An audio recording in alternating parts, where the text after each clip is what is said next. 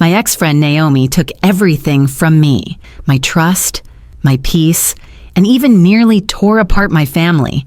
She was someone I believed in, someone I stood by through thick and thin.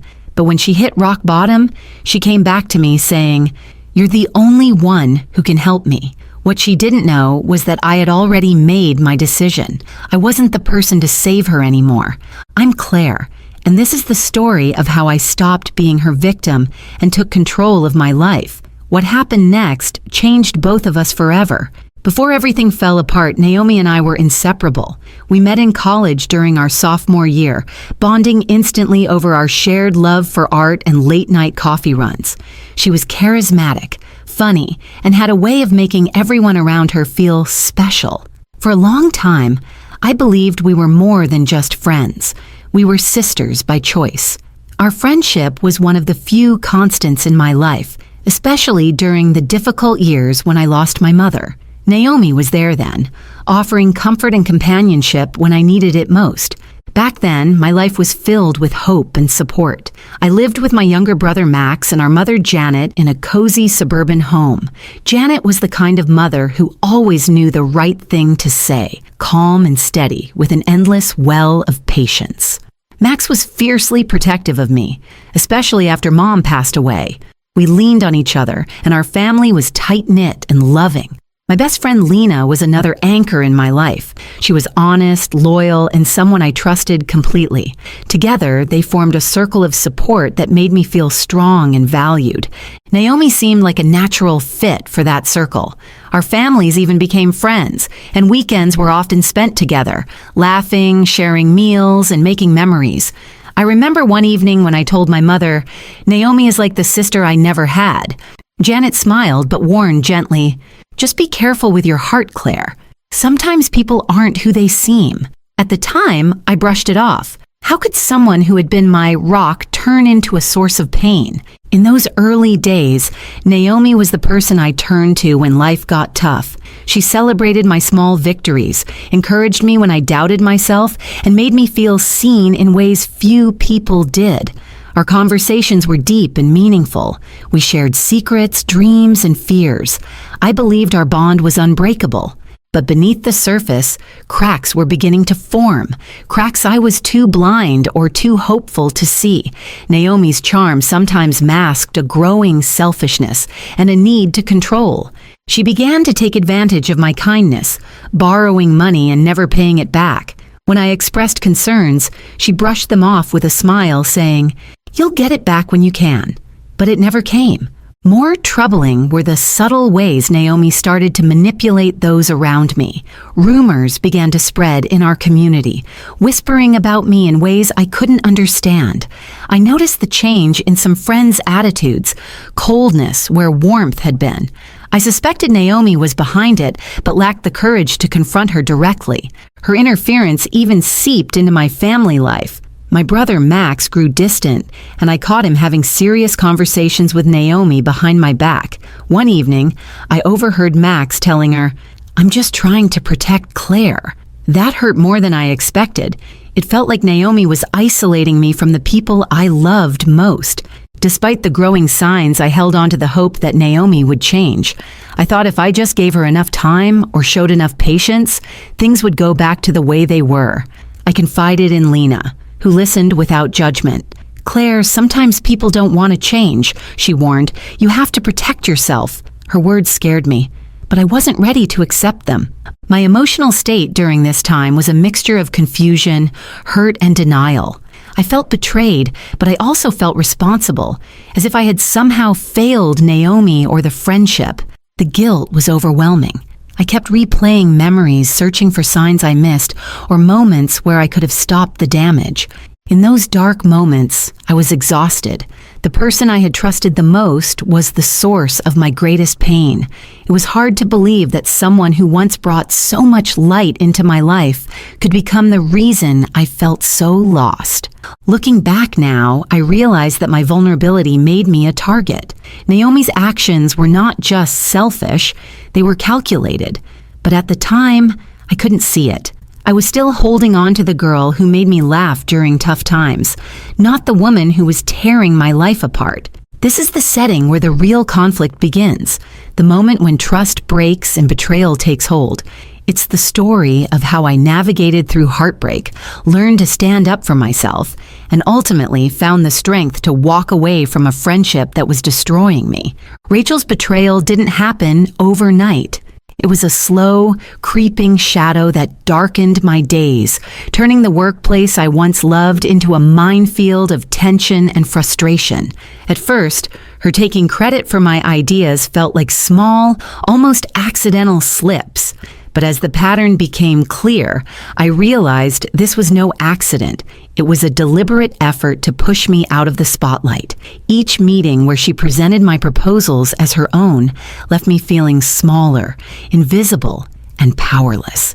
I watched as the recognition and praise I deserved slipped right through my fingers, handed instead to Rachel on a silver platter. The emotional toll was immense. I had always been someone who took pride in her work, someone who believed that hard work and dedication would naturally lead to success. But watching Rachel rise on the back of my efforts made me question everything. I felt betrayed by someone I once considered a colleague, and even in some ways, a friend. There was anger, yes, but beneath that was a deeper sadness, a feeling of being unseen and undervalued. I tried to confront the issue quietly at first. I approached Rachel directly in the break room one day, hoping to clear the air. "I've noticed you've been presenting some of my ideas as your own," I said, trying to keep my voice steady. She just shrugged and smiled that calculated smile. "It's just business, Jenna. You should learn to speak up more." That moment made it clear to me that Rachel wasn't going to stop. She wanted to win, no matter the cost. With Rachel's dismissive attitude, I turned to HR, hoping the system would protect me. I documented instances where she had taken credit. Emails, meeting notes, presentations. I shared these with HR, expecting fairness and justice. Instead, I was met with bureaucracy and hesitation. "We'll look into it," was the typical response, but nothing ever changed. Rachel continued her rise, and I was left watching my career stall. Ethan, a supportive coworker and friend, noticed the toll this was taking. One afternoon, he pulled me aside and said, "You're one of the smartest people here, Jenna. Don't let her make you doubt that." His words meant a lot, but encouragement wasn't enough to fix the reality. The office was a battlefield, and Rachel was winning. The situation escalated when Rachel's behavior became more overt. During one high-stakes project, she presented a report I had painstakingly prepared, without any mention of my involvement. When I tried to speak up, she cut me off sharply in front of the team, saying, "Let's keep the focus on the presentation." I was humiliated and silenced. The message was clear. This was her territory now. Rachel's manipulation didn't just affect me professionally, it strained relationships at work. Colleagues who once respected me began to distance themselves, swayed by Rachel's charm and apparent success. I found myself isolated, doubting whether I had the support I needed to fight back. The workplace, which should have been a place of collaboration and growth, felt toxic and hostile. Despite this, I refused to give up.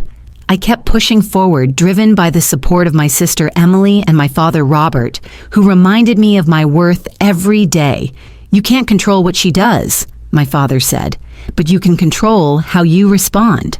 That became my mantra as I began to shift my strategy from quiet endurance to active resistance.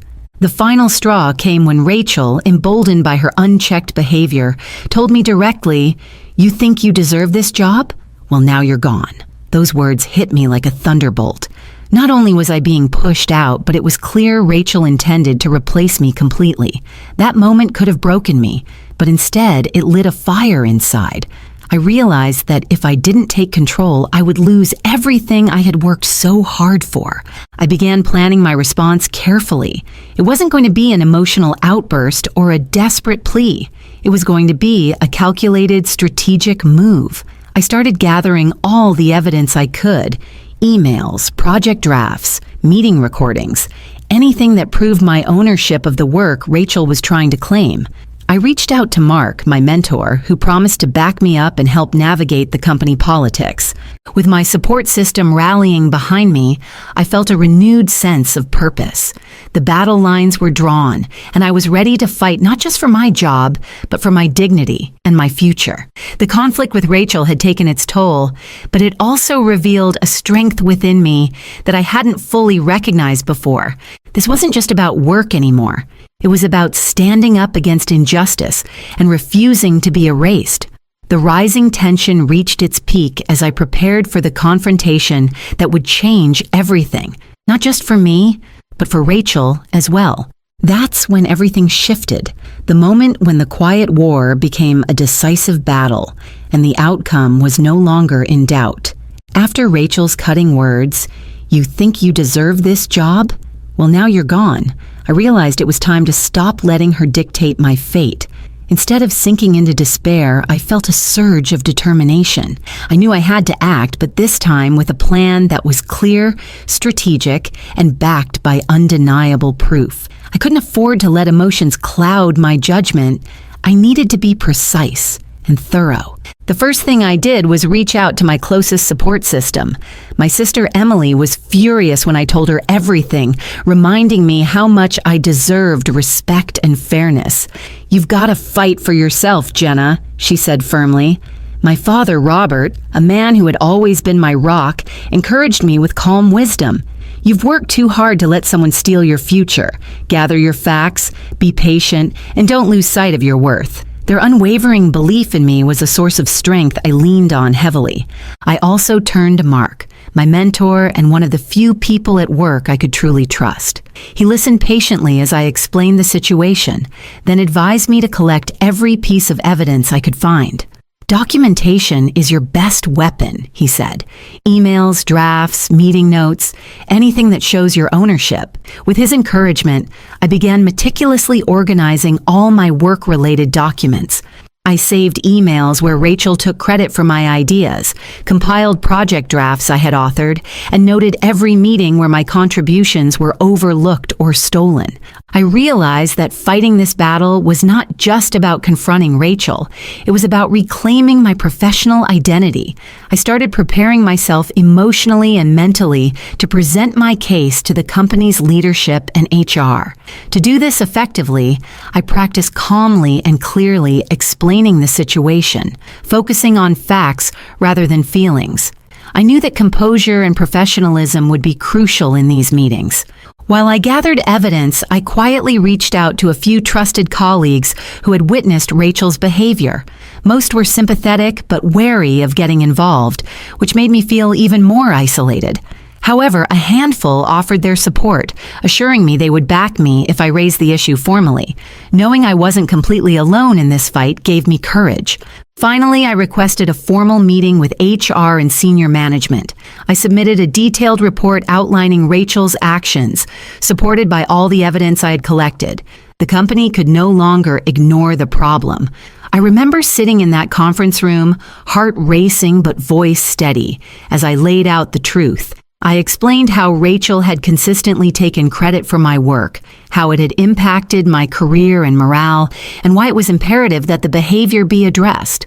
Rachel was present during the meeting, and while she attempted to maintain her usual confidence, I could see the cracks appearing. When I finished presenting the evidence, the room was silent for a moment. Human Resources began asking questions, carefully reviewing the documents.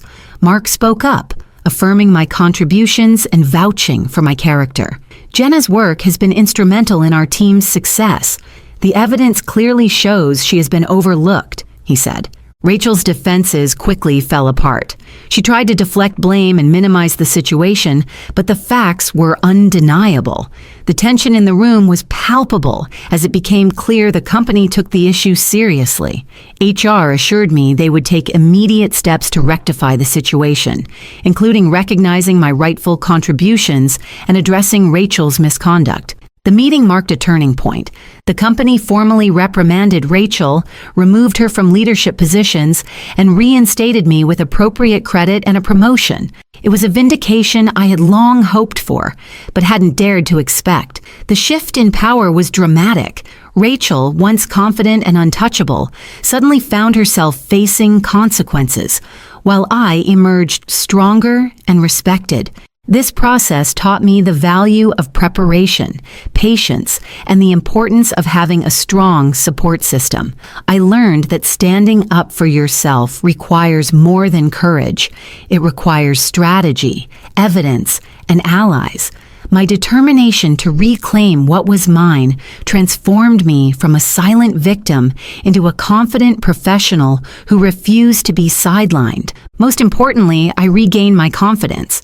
I was no longer the overwhelmed employee, afraid to speak up. I was a leader, ready to protect my work and my future. The battle with Rachel was exhausting, but it revealed a resilience within me that I hadn't fully recognized before. This turning point was not just about confronting a colleague.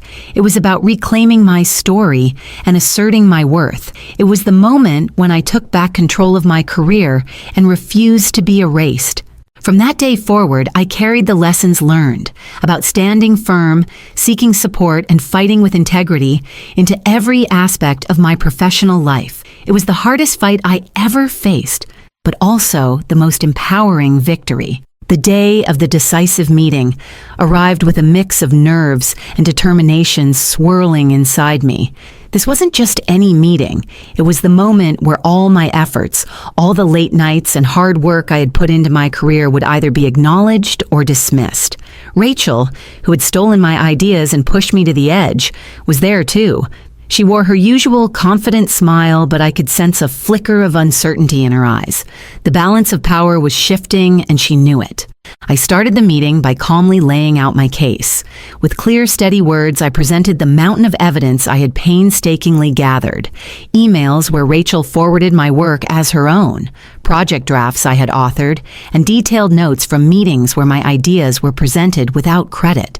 Each piece of evidence built upon the last, painting a clear picture of what had happened. I watched the faces around the table change as they absorbed the reality of the situation. There was no room for doubt. The proof was overwhelming. Mark, my mentor and ally, was there to support me. When he spoke, his words carried weight and authority. Jenna's work has been crucial to our team's success. The evidence clearly shows that her contributions have been overlooked and misrepresented. Hearing Mark's endorsement strengthened my confidence. It reminded me that I was not alone and that the leadership recognized my true value. Rachel attempted to defend herself, trying to twist situations and deflect blame. But without any credible evidence to back her up, her arguments quickly lost their power. I could see the frustration mounting behind her composed facade. The confident woman who had once ruled the office with a sly smile now appeared vulnerable and cornered.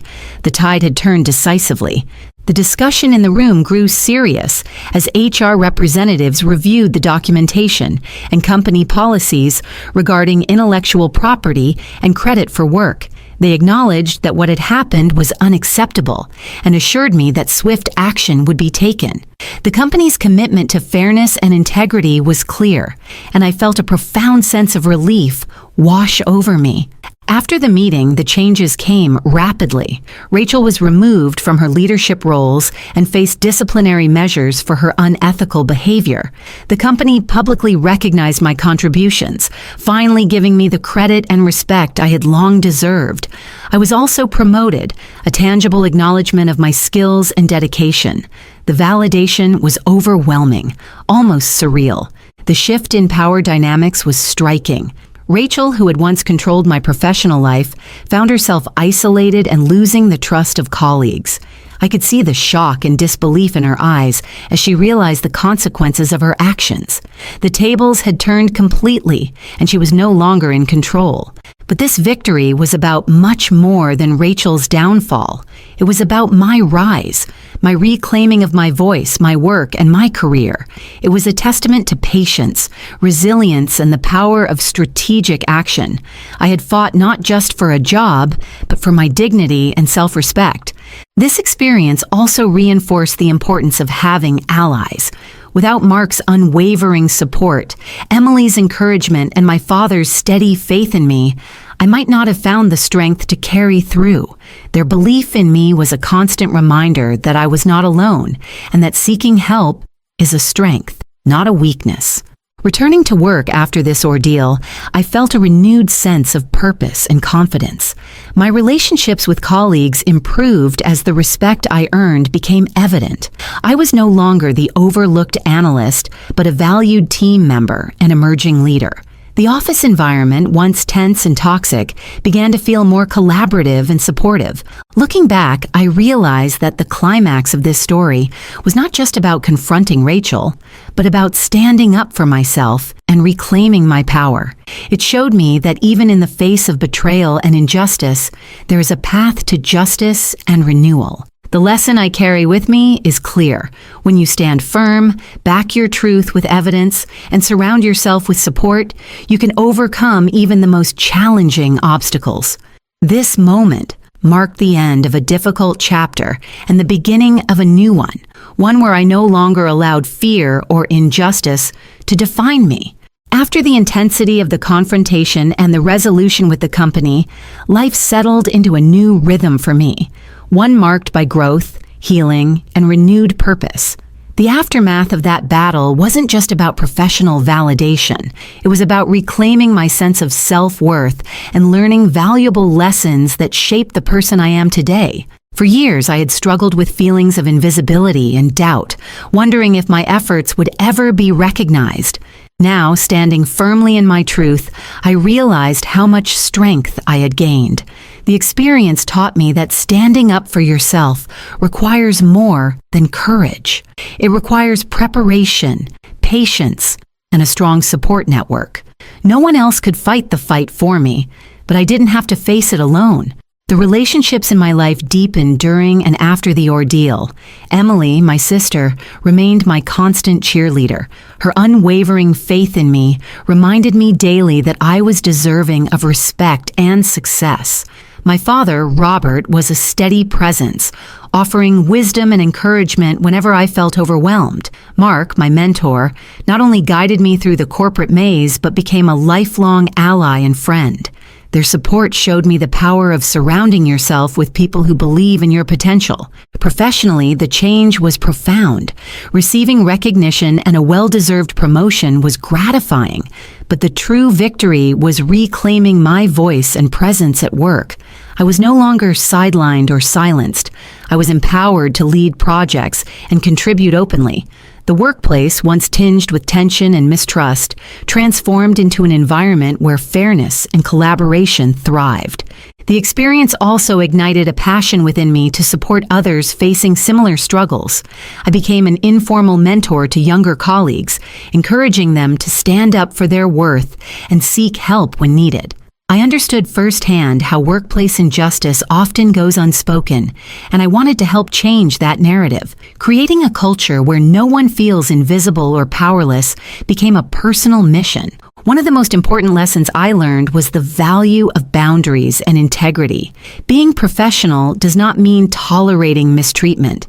It means knowing when to stand firm and protect yourself. Trusting my instincts and gathering evidence were crucial steps in safeguarding my career and well-being. On a personal level, this journey transformed how I viewed myself. I stopped measuring my worth by others' opinions and began defining success on my own terms. The painful experience became a catalyst for growth, pushing me to become more assertive, confident, and resilient. Looking back, I no longer see Rachel as a villain, but as a chapter in my life that tested me and ultimately made me stronger. Her actions exposed vulnerabilities, but also sparked a transformation that shaped who I am today. I chose to rise rather than fall, to reclaim my story rather than be erased. The biggest takeaway I want to share is this. No matter how unfair the situation feels, you have the power to change your story. Standing up for yourself is never easy, but it's always worth it. Your voice matters, your work matters, and your worth is undeniable. If you're facing a similar challenge, know that you're not alone. Seek support, gather your strength, and don't be afraid to fight for the respect and recognition you deserve. Sometimes the toughest battles lead to the most meaningful victories. Today, my career continues to flourish, but more importantly, I have peace. Peace knowing I stood my ground, stayed true to myself, and earned my success honestly and with integrity. This journey changed me.